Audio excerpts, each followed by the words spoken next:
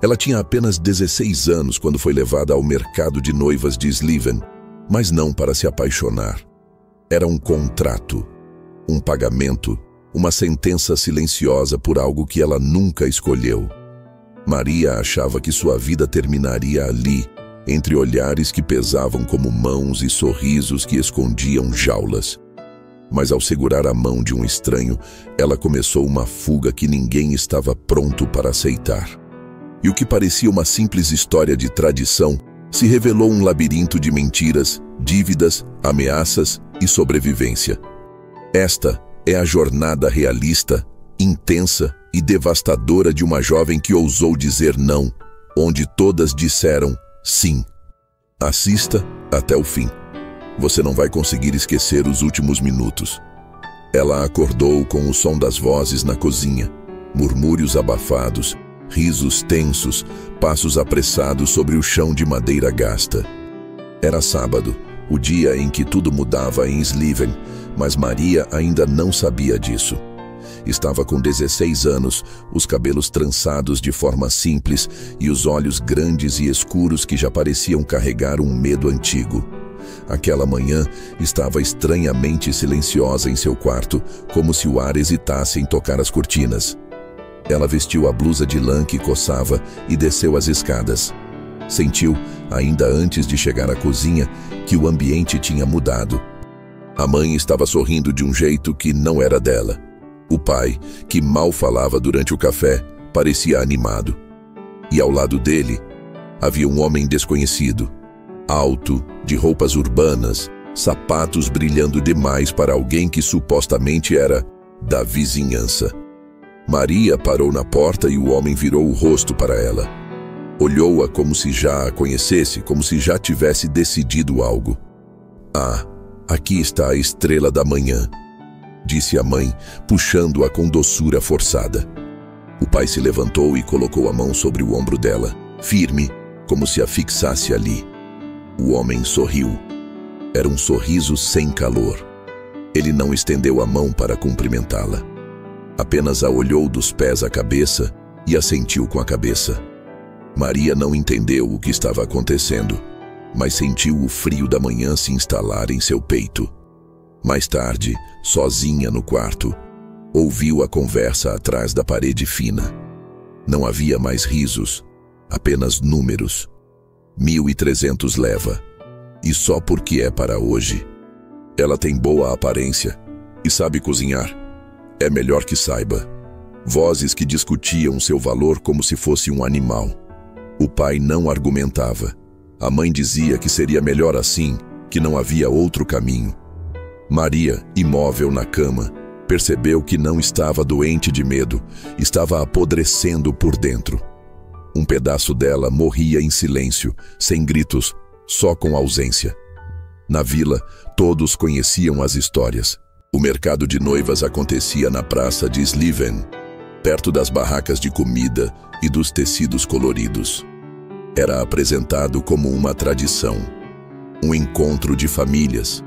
Mas todos sabiam, ali se vendia a juventude em troca de promessas e dinheiro.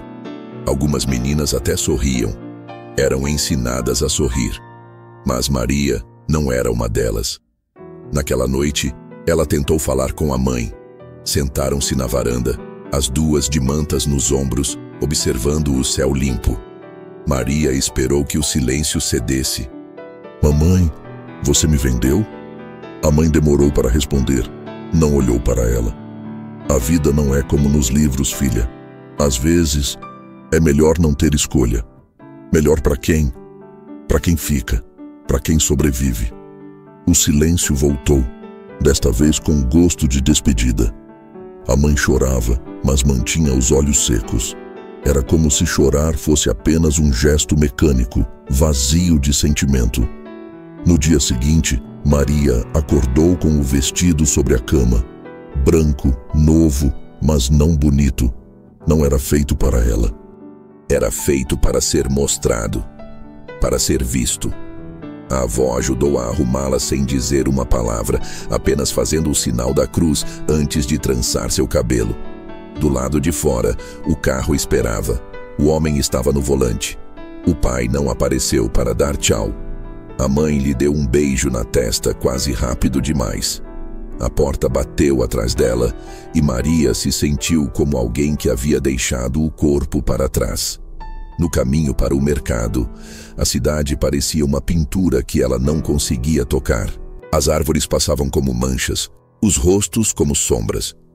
Ninguém ali sabia que ela não queria aquilo, que seu coração batia como se implorasse por um caminho de volta que não existia. Chegaram cedo, o homem não falou nada durante o trajeto.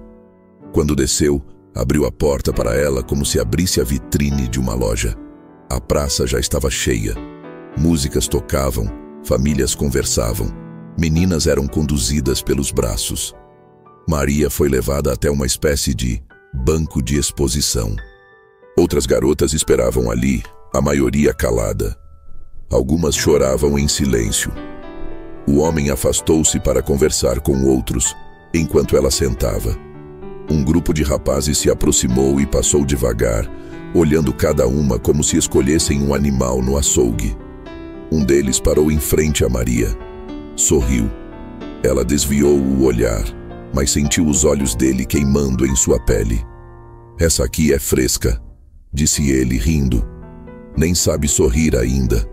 Os outros riram. Maria sentiu a garganta fechar.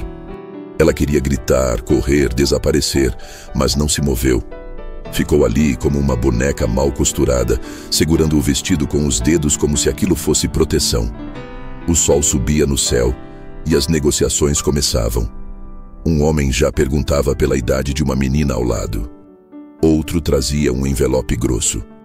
Maria percebeu que ninguém se importava com elas. Elas eram números, preços. E ela era uma etiqueta em um mercado de ilusões. Foi quando viu ao longe uma jovem mais velha sendo arrastada por um homem. Ela gritava que não queria, mas ninguém interferia. Aquilo era parte do acordo, diziam. Maria entendeu. Ninguém viria por ela. Ninguém salvaria ninguém ali. O que estava diante dela não era um mercado. Era um funeral de escolhas. E então, uma voz ao seu lado. Baixa, rápida. "Se quiser sair daqui, venha comigo. Agora." Ela virou o rosto devagar. Um garoto, uns 2 anos mais velho, estava parado ao lado do banco. Não era dali. Usava mochila, tênis sujos e o olhar de alguém que conhecia o risco. "Quem é você?" sussurrou ela. "Um erro, mas talvez o único que você vai ter chance de cometer." Ele estendeu a mão. Maria olhou em volta. O homem que a trouxe estava distraído. Ninguém prestava atenção. O sol brilhava sobre os rostos vazios. E ali estava ela, com uma chance impossível. Ela respirou fundo e segurou a mão dele. Eles correram sem olhar para trás. Maria não sabia para onde ia, não sabia quem era o garoto que agora puxava sua mão entre os corredores da praça lotada, mas pela primeira vez em muitos dias, ela sentia o coração bater por algo que não fosse medo. Era impulso, era urgência, era o instinto mais primitivo da liberdade. Passaram por trás de barracas, entre tecidos pendurados, e ela quase caiu ao tropeçar em um caixote de frutas. Ele a segurou, firme, e murmurou: "Mais um pouco, só mais um pouco." A multidão parecia ter desaparecido atrás deles, mas ela ainda sentia o som dos passos pesando nos ombros. Como se o mercado inteiro pudesse se virar a qualquer momento e gritar que ela estava quebrando uma regra invisível. Como se o simples ato de recusar seu destino fosse uma heresia imperdoável. O garoto a conduziu até uma viela atrás de um açougue desativado, onde os cheiros de ferrugem e mofo pareciam contar histórias esquecidas. "Espera aqui", disse ele ofegante. "Só um segundo." Ele foi até uma bicicleta encostada no muro e puxou 2 mochilas amassadas de dentro de uma caixa velha. Jogou uma delas para ela. Maria segurou sem entender. "Coloca essa. Se perguntarem, somos irmãos. Estamos indo visitar nossa avó." Ela não sabia o que dizer. Não fazia ideia de como confiar em alguém que surgiu do nada e atirou do que parecia inevitável. Mas também sabia que voltar significava se calar pelo resto da vida. E isso ela não suportaria. Enquanto caminhavam por ruas de terra batida, desviando das calçadas principais, ele contou que se chamava Stefan. Era de outra vila. Havia vindo com amigos para ver como era o tal mercado. Mas aquilo o revoltou. Disse que aquilo era crime disfarçado de cultura, que as pessoas fingiam não ver porque era mais fácil viver assim. Maria escutava, mas sua mente estava em outro lugar. Ainda ouvia os risos dos rapazes. Ainda via os olhos do comprador que a observava como se ela fosse um pedaço de carne. Pararam em um posto abandonado na beira da estrada. Stefan tirou uma garrafa de água da mochila e ofereceu a ela. Maria hesitou. Depois aceitou. Bebeu em silêncio, sem coragem de encarar o próprio reflexo no vidro quebrado da janela ao lado. Acha que eles já perceberam? Ela perguntou, quase num sussurro. Já, com certeza. Mas não tem como saber para onde fomos. A cidade tem dezenas de rotas. Vamos pegar um trem mais tarde. Uma amiga pode nos ajudar em Sofia. Pelo menos por hoje você tá livre. Ela sorriu pela primeira vez em dias. Mas foi um sorriso torto, quebrado, como quem não sabe mais como fazer aquilo. Havia uma rachadura em sua alma, e Maria sabia que aquilo não sumiria tão fácil. Stefan percebeu, não comentou, apenas colocou a mão no ombro dela com delicadeza. Você é forte, Maria. Eles que são fracos, fracos de caráter. Passaram horas escondidos. Esperaram o sol baixar. Stefan parecia ter um plano, ou fingia bem que tinha. Ela não sabia qual das opções era mais assustadora. Ao anoitecer, seguiram até a estação antiga da cidade. Era um lugar onde o tempo parecia ter parado. Paredes descascadas, bancos enferrujados, um relógio parado marcando 11h10. Lá, ele encontrou uma senhora que parecia já esperá-los. Chamava-se Zenia. Falava pouco, mas seus olhos diziam tudo. Entra, disse ela, abrindo a porta de uma casa velha ao lado da estação. É só por esta noite. Amanhã a vida recomeça. Dentro da casa, o cheiro era de incenso e madeira. Uma chaleira chiava no fogão. Havia cobertores sobre um sofá pequeno e livros antigos empilhados nas janelas. Zenia preparou o chá e os observou em silêncio, como quem tenta decifrar uma ferida que não pode ser vista. Você fez certo, menina, disse depois de muito tempo. Mas agora precisa saber, fugir é só o começo. O que vem depois é mais difícil. Maria não respondeu. Sabia que aquilo era verdade. Fugir era ação. Viver com as consequências era resistência. Durante a noite ela não dormiu. Ouvia os barulhos da rua, cada passo ecoando como um aviso. Em algum momento, ouviu Stefan cochichando com Zenia. Não entendeu tudo, mas pegou uma frase. Se o pai dela vier até aqui, você sabe o que fazer. Ela sentiu o corpo gelar. A imagem do pai, calado, indiferente, voltou com força. Será que ele viria mesmo? Por raiva? Por orgulho? Ou apenas para recuperar o dinheiro? Na manhã seguinte, antes do sol nascer, Zenia acordou os dois. Peguem só o essencial. O trem vai sair em 30 minutos. Vocês têm que sumir antes de alguém farejar. Maria calçou os sapatos sem pensar. Os pés doíam, o corpo estava cansado, mas o medo dava mais força que qualquer esperança. Na estação, os trilhos pareciam longos demais. Quando o trem finalmente chegou, ela olhou para trás. Ninguém. Apenas o silêncio da cidade que nunca deixava ninguém ir embora sem marca. Eles embarcaram. Dentro do vagão, o mundo parecia diferente. Havia crianças rindo, velhos cochilando, mães cansadas. Era só um trem comum, como outro qualquer. Mas para ela, aquilo era um milagre mecânico. Uma linha reta em direção a um lugar onde ninguém lhe daria preço. Stefan sentou ao lado dela. Deu um leve sorriso. Daqui 2 horas estamos em Sofia. Aí a gente pensa no que fazer. Ela assentiu. Olhou pela janela. O campo passava devagar. Era verde, era cinza, era tudo ao mesmo tempo. E então, uma figura ao longe, parada na beira da estrada. Um homem de casaco escuro, sozinho, observando o trem. Ela apertou os olhos. O trem já passava rápido, mas ela tinha certeza. Era o pai. O rosto dele ficou para trás em segundos, mas o impacto ficou preso no estômago dela como uma pedra. Maria encostou-se no vidro da janela, tentando se convencer de que era apenas alguém parecido, que o cansaço e o trauma estavam distorcendo sua visão. Mas, no fundo, ela sabia. Aquele homem parado na beira da linha, com o casaco escuro e a postura rígida, era o pai. E ele os viu. Ele sabia. O trem seguia seu curso, cortando as planícies da Bulgária como se nada estivesse acontecendo. Mas dentro de Maria, a tempestade se formava. O silêncio entre ela e Stefan era espesso. Ele olhou para ela com preocupação, percebendo a mudança no rosto dela. "Está tudo bem?" Ela hesitou, depois sussurrou. "Acho que vi meu pai.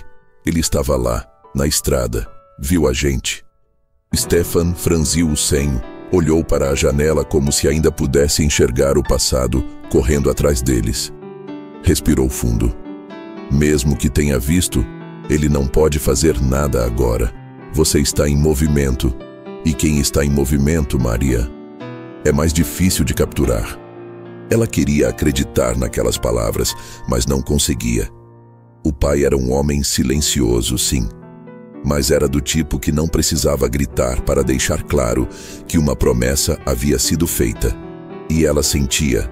Não era orgulho ferido, era algo mais. Aquela venda não era só um acordo de tradição.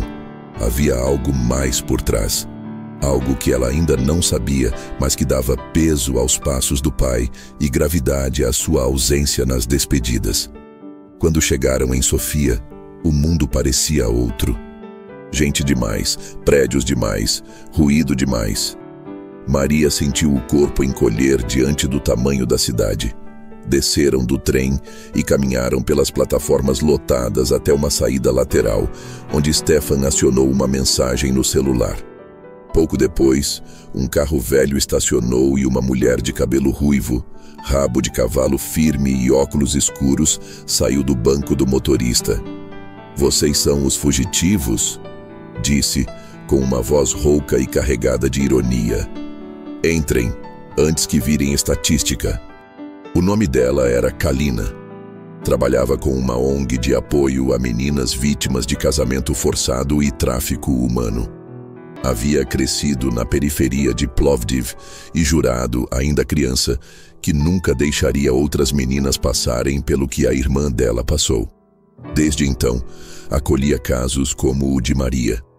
Mas mesmo com todo o discurso de força, Kalina olhou para Maria como quem via uma rachadura irreparável. "Vai ser difícil, mas você chegou aqui, isso já é mais do que muitas conseguem." Na casa simples onde vivia, Maria teve o primeiro banho quente em dias. Usou roupas largas de algodão e comeu pão fresco com sopa quente. Mas não falava. Sentia os lábios selados por dentro. Tudo ali parecia um sonho, um refúgio momentâneo cercado por lembranças afiadas. À noite, ouviu Kalina conversando com Stefan no corredor. "Essa menina não é só uma vítima qualquer, é? Não. O pai dela é ligado a uns caras estranhos. Aquilo não era um simples casamento arranjado. Tinha mais coisa ali. Você meteu ela num fogo maior do que imagina, garoto." Maria não conseguia dormir. Repetia mentalmente as palavras da mãe. Às vezes é melhor não ter escolha. Como se aquilo fosse uma maldição que agora ecoava em cada batida do coração. Na manhã seguinte, Kalina sentou-se com ela à mesa da cozinha. "Preciso te perguntar uma coisa, Maria. O homem que te compraria, você o conhecia?" Ela balançou a cabeça negativamente, mas depois hesitou. "Não, mas ele conhecia meu pai. Eles conversaram como se já tivessem feito outros negócios. Kalina apertou os lábios, pensativa. Isso confirma o que eu temia. Você não era só uma menina para casamento tradicional. Você era pagamento de dívida. Maria congelou. Dívida? Sim. E quando meninas são usadas assim, normalmente significa uma coisa. Quem te queria não vai desistir. Não por amor, mas por orgulho. E por dinheiro. Durante os dias seguintes, Kalina começou o processo de criação de uma nova identidade para Maria. Tinha contatos, pessoas no sistema. Sabia mexer onde ninguém via. Mas o tempo era curto. Stefan tinha voltado para sua vila, prometendo não entrar em contato até que fosse seguro. Maria, sozinha no apartamento, começou a ter pesadelos. Sonhava que estava de volta à praça, que o homem de sapatos brilhantes estava ali, sorrindo. E ao lado dele, o pai, calado, de braços cruzados, com os olhos cheios de decepção e algo pior, culpa. Em uma dessas noites, acordou sobressaltada. Tinha certeza de que havia ouvido batidas na porta. Kalina não estava em casa. Havia saído para buscar documentos. Maria se aproximou da porta em silêncio. Olhou pelo olho mágico. Ninguém. Mas havia algo no chão. Um envelope, branco, sem remetente. Ela abriu. Dentro, havia uma única foto. Era ela, sentada na estação de trem, no dia em que fugiu. A imagem era nítida, capturada de longe, mas claramente focada nela, e um bilhete escrito à mão. Você é minha até o fim, não importa onde corra. As mãos de Maria tremiam enquanto seguravam o papel. Ela leu a frase mais uma vez, como se cada repetição pudesse alterar seu significado. Mas não mudava. A letra era firme, seca, sem floreios, escrita como uma promessa ou uma sentença. Sentou-se no chão do corredor, as costas apoiadas na parede, os olhos fixos na foto. Alguém estava observando. Alguém sabia onde ela estava. E se sabiam, então Kalina também estava em perigo. Levantou-se com esforço e trancou todas as janelas. A noite parecia mais escura do que antes, mais pesada. O silêncio não era mais segurança, era ameaça. Tentou ligar para Kalina, mas o telefone estava fora de área. Tentou novamente. Nada. O tempo parecia ter parado ali, congelando cada segundo em uma espera sufocante. Cada estalo da casa soava como um passo no corredor. Cada sombra ganhava rosto. Ela se trancou no banheiro e ficou ali, sentada no chão frio, os joelhos contra o peito, esperando que o tempo a esquecesse. Kalina só voltou na madrugada. Encontrou Maria encolhida, com os olhos vermelhos e a foto ainda nas mãos. Quando viu o conteúdo do envelope, Kalina não fez perguntas, apenas murmurou. Eles já estão em Sofia. No dia seguinte, tudo mudou. Kalina fez ligações, enviou fotos da carta para contatos que ela chamava de o lado que trabalha no escuro do sistema. E então surgiu o nome, Radko Stanev, o homem que havia negociado Maria com o pai. Um nome conhecido entre as autoridades, mas que nunca fora preso. Envolvido com tráfico de mulheres, extorsão e exploração. Sempre à margem da lei, sempre um passo à frente.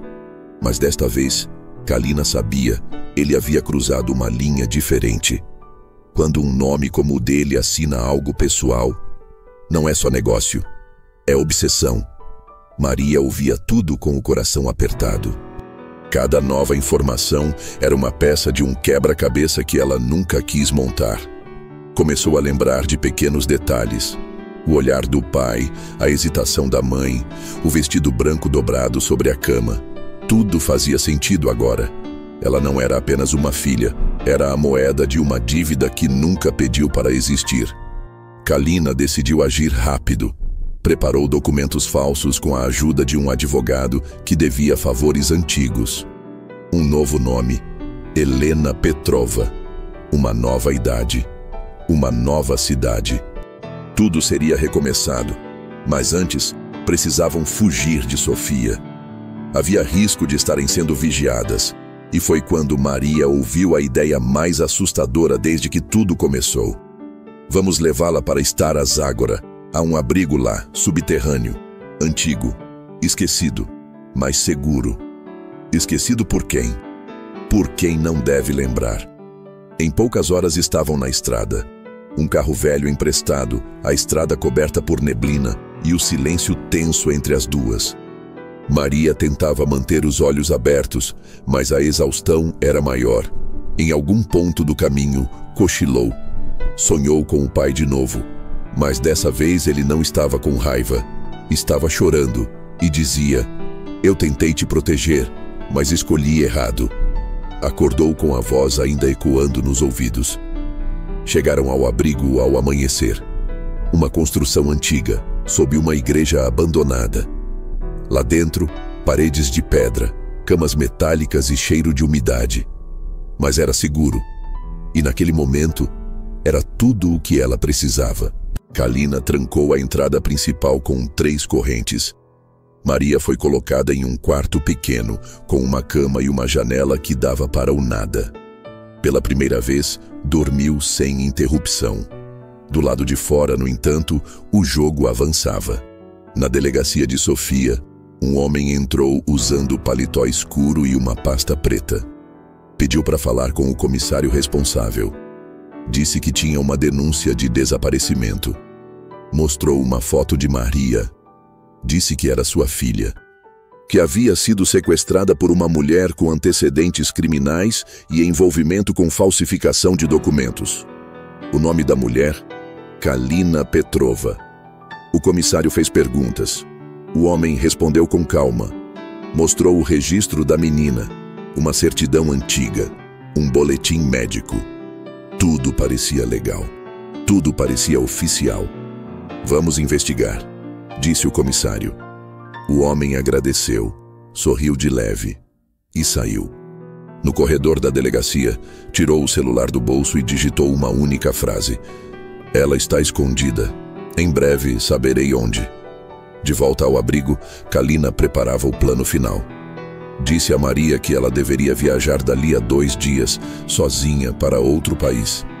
Havia uma família disposta a acolhê-la temporariamente. Gente boa. Mas o caminho até lá seria longo, e não poderiam cometer erros. Enquanto conversavam, Maria tentava esconder o medo, mas ele escapava nos olhos. Ela já não confiava em nada. Nem em janelas, nem em portas, nem no som do próprio nome. Naquela noite, ela decidiu explorar os corredores do abrigo. Precisava entender onde estava, precisava de controle. Passou por salas antigas, quadros religiosos cobertos por poeira, velas derretidas, até que encontrou uma porta semiaberta. Entrou. Era uma antiga sala de confissão. Dentro, um armário de madeira. Curiosa, abriu. Lá dentro, caixas empilhadas, papéis antigos, pastas. E no fundo, um envelope grosso, com o nome dela escrito à mão. Maria abriu com as mãos trêmulas. Dentro estavam fotos, cópias de documentos, um contrato, com a assinatura do pai. E junto de tudo isso, uma carta, escrita por ele. Se você está lendo isso, significa que escolheu fugir. Mas saiba que sua fuga custará mais vidas do que imagina. As palavras da carta pareciam ter peso físico. Maria sentiu o papel queimando entre os dedos, como se ele pudesse transformar tudo que ela acreditava sobre sua própria vida. Sua fuga custará mais vidas do que imagina. A frase era curta, mas trazia o peso de algo muito maior do que apenas uma ameaça. Ela sentou-se no chão da sala de confissão, os olhos fixos na caligrafia rígida, as mãos ainda tremendo. Tentou continuar a leitura, mas o coração disparava de tal forma que dificultava a concentração. O que fiz foi errado, mas não tão errado quanto o que teria acontecido se eu dissesse não. Eles me deram uma escolha, e eu escolhi o que achei que te manteria viva. Me perdoe, Maria, mas agora é tarde demais.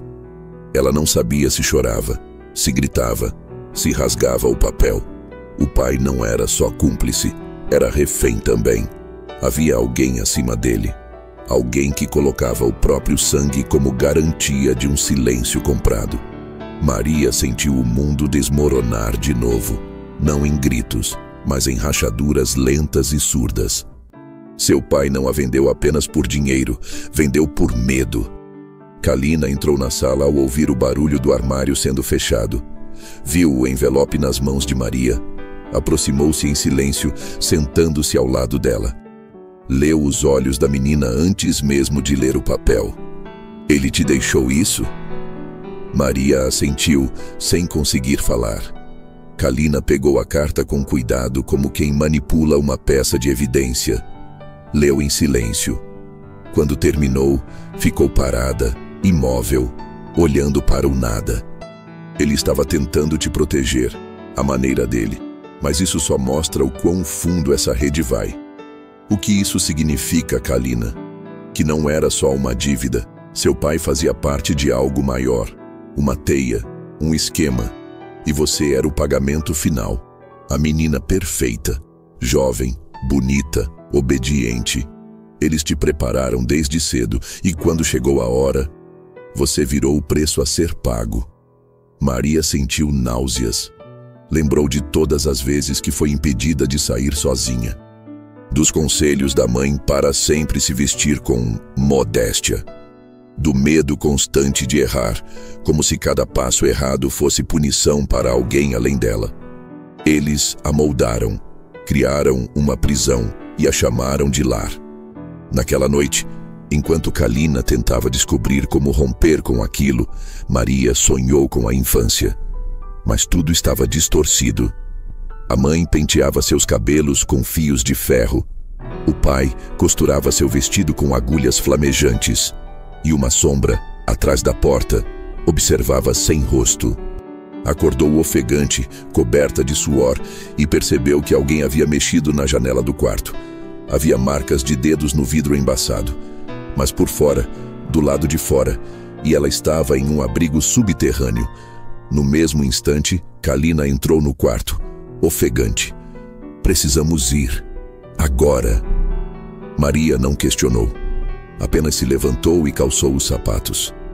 Kalina estava com o rosto tenso, as mãos suadas, o celular vibrando sem parar. Eles descobriram, não sei como, mas estão vindo. Não temos mais tempo para planos. A gente precisa sumir. Saíram pela porta dos fundos, seguindo um túnel de emergência escondido sob as pedras da capela.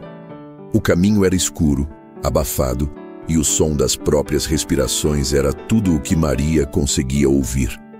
A luz da lanterna de Kalina tremia, revelando pedaços de musgo, madeira úmida e inscrições antigas nas paredes, marcas de um lugar que já serviu a muitos que tentaram escapar de algo.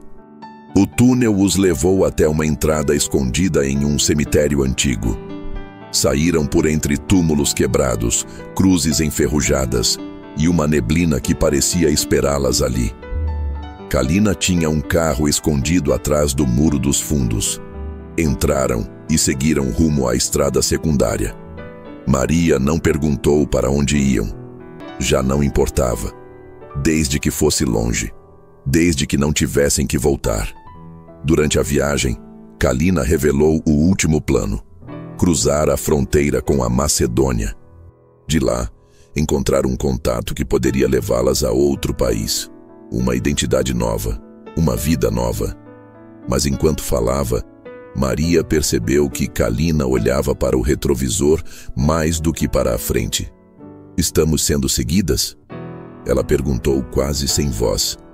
Ainda não, mas é uma questão de tempo. Chegaram a uma pousada isolada próxima da fronteira. Um lugar rústico de madeira antiga e janelas pequenas. Kalina tinha reservas feitas em outro nome. Pagaram em dinheiro. O recepcionista mal ergueu os olhos. O quarto era simples, com 2 camas estreitas e uma estufa que rangia a cada respiração. Naquela noite, Maria não dormiu. Fingia dormir, mas o corpo não desligava. Às 3 da manhã, ouviu passos no corredor. Um rangido leve. Depois, silêncio. E então, o som de algo sendo colocado sob a porta. Ela levantou, devagar, e viu um pequeno papel dobrado. Pegou com mãos geladas, desdobrou. Lá estava, mais uma vez, a caligrafia familiar. Firme, sem tremores. Você pode correr o quanto quiser, mas no fim, tudo que corre, cansa. Ela olhou pela fresta da porta, mas o corredor estava vazio. Não havia passos, não havia sombras. Apenas o eco do inevitável se aproximando. Maria sentia a respiração presa no peito, enquanto olhava fixamente para a fresta da porta. O corredor estava imóvel, silencioso, mas ela sabia. Alguém tinha estado ali. Alguém tão próximo que poderia tê-la levado enquanto dormia. Mas não o fez. Em vez disso, deixou um aviso. Um recado escrito como faca, cortando a calma frágil construída nos últimos dias. Ela sentou-se na cama sem fazer barulho, segurando o bilhete como se fosse prova de um crime prestes a acontecer. Kalina acordou minutos depois, talvez por instinto. Seu olhar foi direto ao rosto de Maria, como se já soubesse. O que houve? Maria entregou o papel sem dizer nada. Kalina leu em silêncio. Os olhos dela se estreitaram. Guardou o bilhete no bolso com um movimento rápido. Não vamos esperar por amanhã. Antes que o sol nascesse, já estavam de volta à estrada. As árvores passavam depressa pelas janelas, sombras deformadas por faróis ansiosos. Kalina dirigia com os olhos alertas, desviando de todas as rotas principais, como se conhecesse cada ponto cego do país. Mas a tensão era inevitável. Não era apenas medo. Era o pressentimento de que algo, em breve, iria se partir. Horas depois, pararam em um posto de gasolina quase abandonado. Kalina saiu para ligar de um telefone público, deixando Maria no carro. A menina observava o entorno, uma estrada esquecida, árvores secas, placas corroídas. Tudo ali parecia dizer: ninguém virá te buscar. Quando Kalina voltou, o rosto dela estava diferente, mais fechado, mais sombrio. O contato sumiu. Disseram que ele foi preso tentando atravessar a fronteira ontem à noite. Alguém o entregou. Alguém está limpando o caminho antes que a gente chegue. Então, o que a gente faz? Kalina a olhou como quem decide em segundos algo que demorou anos para aceitar. Vamos até Plovdiv. Há alguém lá que me deve uma vida. Talvez seja o suficiente. Voltar a Plovdiv era arriscado. Era se aproximar de uma cidade onde o nome de Radko Stanev ecoava em bares, esquinas e delegacias. Mas era a única opção. A estrada parecia mais estreita agora, como se o país inteiro estivesse se fechando ao redor delas. A cada curva, a sensação de que estavam sendo observadas crescia, como um peso invisível nos ombros. Ao chegarem em Plovdiv, Kalina levou Maria para um prédio antigo no bairro de Kapana. Um café abandonado nos fundos de uma rua sem saída. Lá, encontraram Ivan, um homem de olhar duro, barba grisalha e uma cicatriz que cruzava a testa. Quando viu Kalina, não sorriu. Apenas disse: "Pensei que você estivesse morta." "Não, mas ela estará se você não ajudar." Ivan escutou, por uma hora inteira, em silêncio. No fim, pegou um maço de folhas e começou a escrever algo. Coordenadas, instruções, um nome, um lugar no norte da Sérvia, onde um grupo operava passagens ilegais de refugiados. Não era o ideal, mas era a última rota. Uma que ninguém ousava usar. Uma que Radko talvez não conhecesse. "Vai custar caro", disse Ivan. "Eu pago com o que tiver", respondeu Kalina. "Não estou falando de dinheiro." Maria não perguntou o que ele queria. Não naquela hora. Estava cansada demais para mais verdades. No dia seguinte, partiram ao amanhecer. Tinham um mapa, uma rota, um novo disfarce. Maria agora era filha de Kalina, chamada Elitsa, a caminho de visitar parentes doentes. Tudo planejado, tudo ensaiado. Mas o perigo é que o mundo real não obedece roteiros. Atravessavam uma ponte antiga em uma cidadezinha a poucos quilômetros da fronteira, quando Kalina parou bruscamente o carro. Maria quase bateu com a cabeça no vidro. Olhou para frente. 3 homens de terno escuro bloqueavam a estrada, sem farda, sem identificação. Um deles caminhou devagar até a janela. Kalina desceu antes mesmo que ele batesse. "Perdeu alguma coisa?" perguntou ela com a voz controlada. O homem não respondeu, apenas olhou para Maria dentro do carro. O olhar não era de dúvida, era de certeza. "A menina está em perigo", disse ele. "Deixe conosco, vamos levá-la de volta com segurança."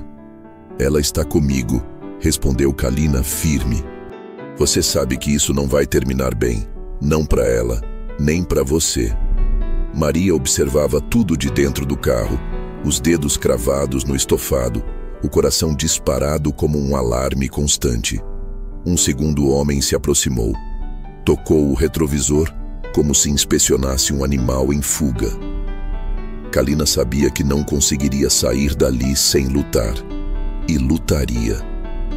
Mas antes que o pior acontecesse, um caminhão enorme surgiu no final da ponte, buzinando alto. Os homens se afastaram por instinto. Kalina aproveitou. Gritou para Maria: "Abaixa!" Pisou fundo no acelerador. O carro arrancou, quase tocando o caminhão de raspão. Os homens gritaram, mas não atiraram. Ainda não. Horas depois, escondidas em um celeiro abandonado, Kalina tentava contatar Ivan de novo. Mas o telefone não dava sinal. Maria se sentou no chão de terra, coberta de poeira, exausta. Tinha vontade de sumir, de evaporar, de fechar os olhos e acordar em uma vida onde não fosse perseguida, onde seu nome não fosse um contrato assinado em sangue. Kalina sentou ao lado dela, os olhos vermelhos. "Acha que vale a pena continuar fugindo?" sussurrou Maria.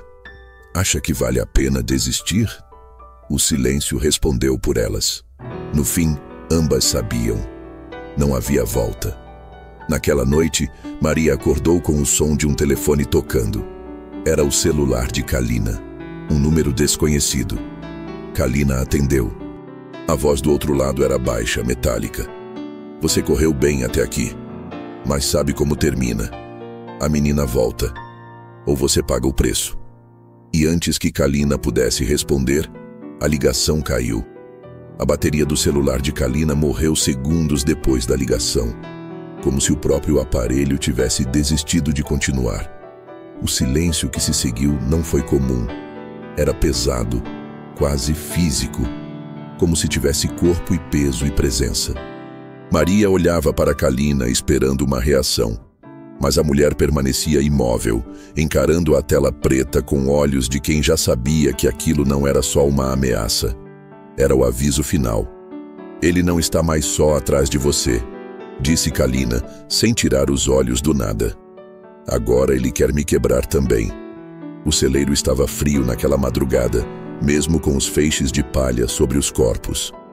A lua cheia lançava um brilho pálido pelas frestas do telhado, desenhando linhas sobre os rostos cansados das duas. Maria encostou-se na parede de madeira e tentou dormir, mas a mente girava em círculos. Ela não tinha mais certeza de quem era. Maria, Elitsa, uma fugitiva, uma dívida ambulante. Só sabia que não queria mais correr. Queria lutar. Queria entender por que tanto esforço estava sendo feito para que ela voltasse. Por que ela era tão valiosa.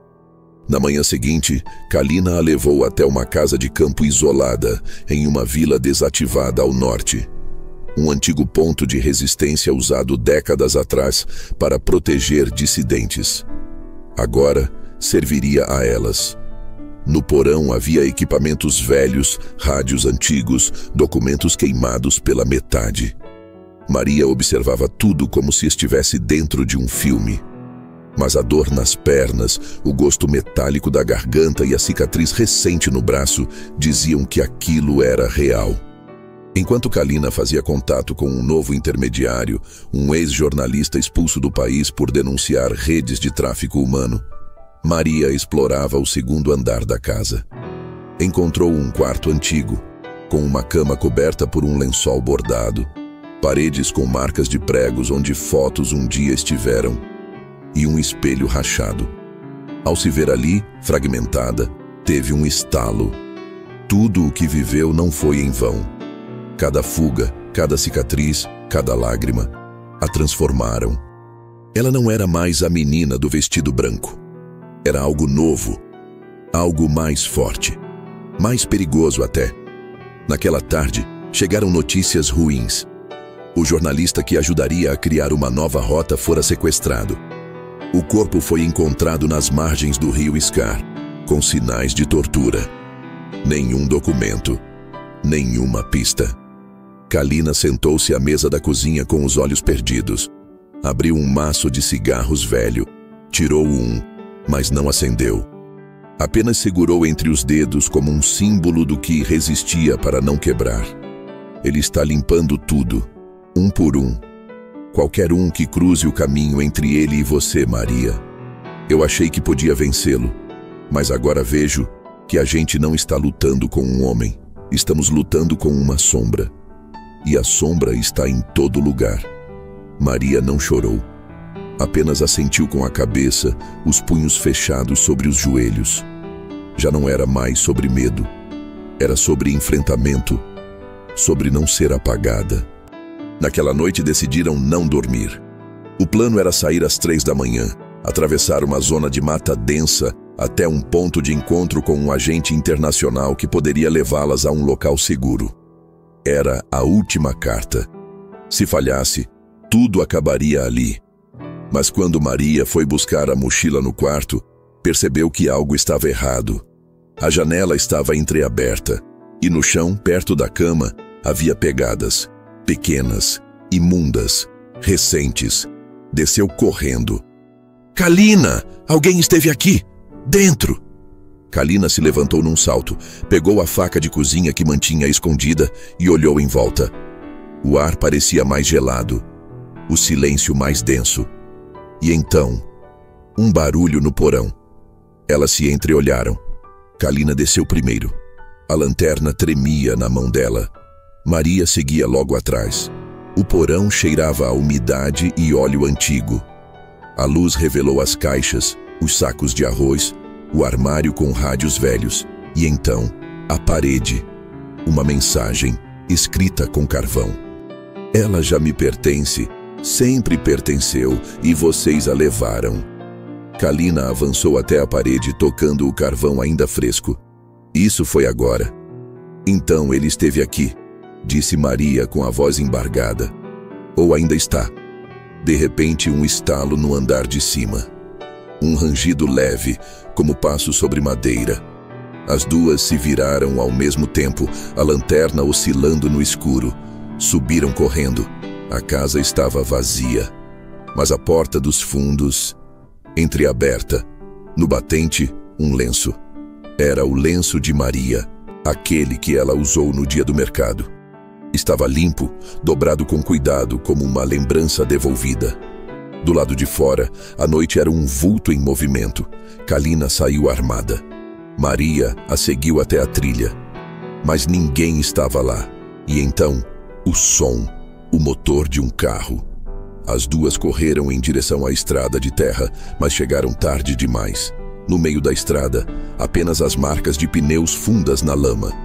E um nome rabiscado na terra, com um galho. Radico. O sol nasceu lento e pesado sobre o campo em silêncio. As pegadas haviam desaparecido na lama endurecida, as marcas do carro levadas pelo vento e pelo tempo que não perdoa. Kalina e Maria permaneceram paradas por minutos longos demais, olhando para a estrada vazia como se esperassem que ela devolvesse alguma resposta, um som, qualquer sinal de que ainda havia algo sob controle. Mas não havia. Radico tinha estado ali e tinha levado consigo algo mais do que um lenço, uma mensagem ou um susto. Tinha levado o sentido de segurança, a ilusão de que a fuga ainda era possível. Voltaram para dentro da casa. Kalina trancou as portas com mãos tremendo menos que antes. O medo já não fazia parte da equação. Agora era outra coisa. Era cálculo. Sobrevivência em estado puro. Sentaram-se na mesa da cozinha, os olhos secos, os lábios duros. E então Kalina disse sem rodeios: "A gente não vai mais fugir." Maria assentiu sem surpresa. A decisão já tinha sido tomada em silêncio entre os estalos do assoalho, entre o carvão rabiscado na parede e as pegadas no escuro. Fugir era uma negação, e Maria não queria mais negar. Queria virar o rosto, queria encarar. Como? Vamos até onde ele está. Kalina explicou o plano. Ivan havia retornado o contato. Tinha um local, um ponto de encontro onde Radko costumava fechar negócios sensíveis. Uma casa no alto de um morro nos arredores de Stara Planina. Era isolada, sem câmeras, sem registros. E se fosse ali, era ali que tudo precisava terminar. 2 noites depois, Maria se olhava no espelho rachado do banheiro da casa de Ivan. Usava o mesmo lenço no cabelo, mas não como sinal de submissão. Agora era a armadura. Rosto firme, olhos frios, coração batendo como tambor de guerra. Kalina a observava de longe, silenciosa. Sabia que não podia impedi-la. A menina já tinha morrido. O que estava ali agora era uma mulher construída sobre destroços, sangue e recusa. Chegaram à casa antes do amanhecer. Ivan ficou no carro, motor ligado. Kalina e Maria desceram pela encosta lateral. A casa era velha, de pedra, mas viva. Havia luz dentro, sinais de movimento. Kalina verificou o carregador da arma que levava escondida na cintura. Não era para usar. Era para lembrar que podia. Entraram pela porta dos fundos, em silêncio, como fantasmas que voltam para encerrar o próprio funeral. Encontraram Radko sentado à mesa, como se as esperasse. Ao lado dele, 2 homens. Um deles era o mesmo que tentara interceptá-las na ponte dias atrás. O outro era o pai de Maria. Ela congelou ao vê-lo. Não pelo medo, mas pela dor. O homem estava mais velho. Olhos fundos. Ombros caídos. Mas havia algo nele que nunca mudava. A covardia moldada em silêncio. "Olha quem voltou para casa", disse Radko, sorrindo sem alegria. Kalina avançou um passo, mas Maria a conteve com um gesto sutil. Foi ela quem falou: "Isso não é casa. Nunca foi." Radko se levantou, alto, imponente, mas não tão ameaçador quanto as lembranças. Ele observava Maria com uma expressão que misturava admiração e desprezo. "Você fugiu bem. Resistiu até mais do que esperávamos. Mas no fim todo mundo volta para o que é seu. Eu não sou sua, mas seu pai é meu, e ele te deu a mim, com assinatura e tudo." Ela olhou para o pai. Ele não conseguia encará-la. Só murmurou: "Me perdoa." Mas não havia mais espaço para perdão. Aquilo tinha acabado há muito tempo. Maria deu um passo à frente. "Se me matar, não vai ter mais o que mostrar. Eu sou o último bem que seu nome carrega. Me destruir é enterrar o próprio poder que você ainda finge ter." Radko riu. "Não vou te matar, garota. Nunca quis isso. Eu quero que viva, mas do meu jeito. Isso nunca vai acontecer." Silêncio. Kalina sacou a arma. Um dos homens ao lado de Radko puxou algo do bolso. 1 segundo. Um suspiro. Ivan acelerou o carro lá fora. Um pássaro bateu contra a janela. E então, um grito.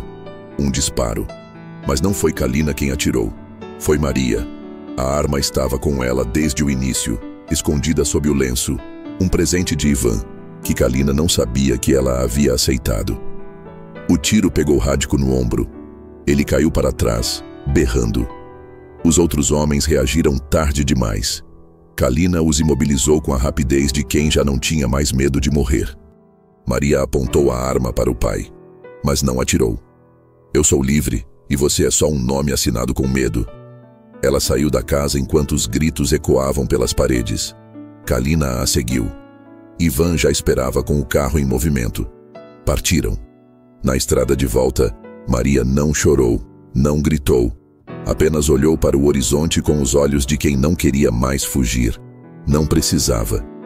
2 semanas depois, em um país diferente, com outro nome, Maria entrou em uma escola pela primeira vez. Usava roupas simples, cabelo preso, cadernos novos.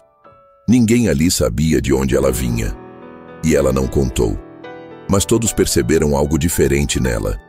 O jeito com que olhava direto nos olhos. Como quem não deve mais nada a ninguém. E em uma rua qualquer de Sofia, Kalina recebia uma carta sem remetente. Dentro, uma única frase. Agora ela é só dela. O que você faria se sua liberdade custasse a vida de quem você ama? Se essa história tocou você, deixe nos comentários. Eu nunca aceitaria esse destino. Sua voz pode inspirar outras a não se calarem. Curta, compartilhe e inscreva-se para mais histórias emocionantes que precisam ser contadas.